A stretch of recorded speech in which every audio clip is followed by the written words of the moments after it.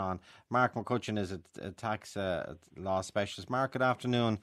Back to this point raised by Patrick, the letter from the Law Society said he has, saying we're not obliged to provide a receipt.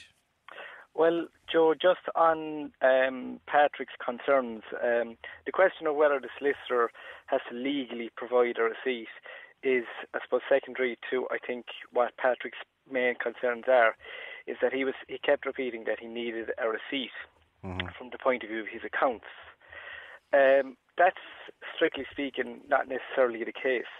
I assume Patrick's concerns are that he wants to be able to claim an expense for the money that he has paid to the solicitor. He doesn't need to have a receipt to be able to claim an expense.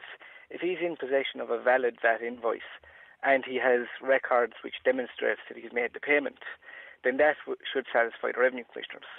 So he needs his own documentation?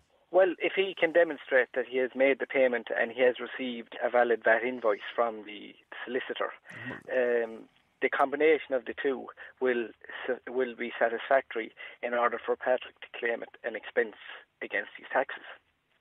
Okay, so you're saying keep the original documentation that you got from the solicitor looking for the money.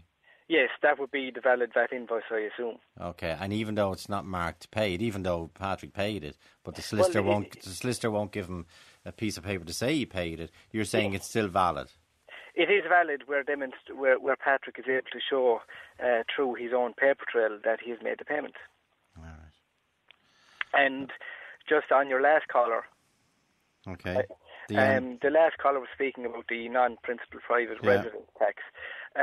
There are reliefs if you sell your primary residence and you make a profit, hard as that is in the current climate, whereby you avoid paying tax, capital gains tax on the profit.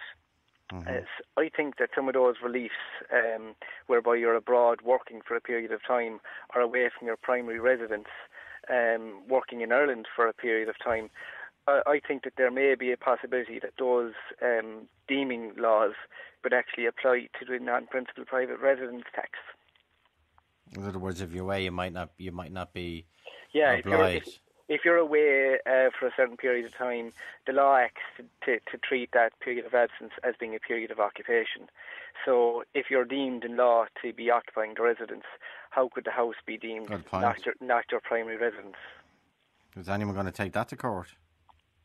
Well, I don't know, but if they wanted to speak to a tax advisor, you have my details. Okay. Good point. Thanks indeed, Mark.